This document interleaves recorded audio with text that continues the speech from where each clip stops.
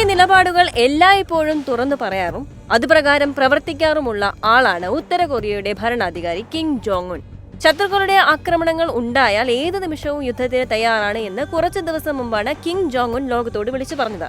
തനിക്ക് നേരെ ഉണ്ടായേക്കാവുന്ന ആക്രമണങ്ങൾ മുൻകൂട്ടി കണ്ടതിന് ശേഷം ഉത്തര കൊറിയയുടെ ആണവശേഷി കിം വർദ്ധിപ്പിക്കുകയും ചെയ്തിരുന്നു.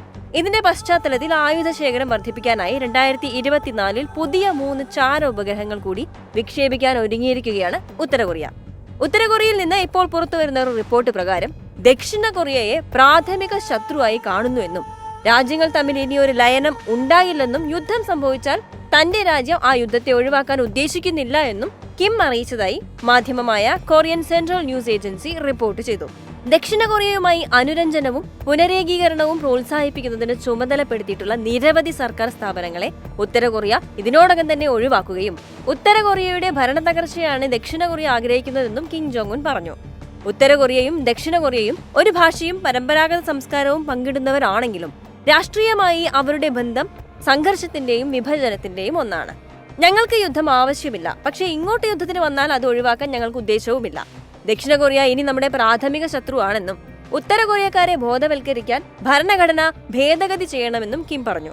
ഒരു യുദ്ധമുണ്ടായാൽ ദക്ഷിണ കൊറിയയെ പൂർണ്ണമായി പിടിച്ചെടുക്കാനും കീഴ്പ്പെടുത്താനും തിരിച്ചു പിടിക്കാനും നമ്മൾ പദ്ധതിയിടണം.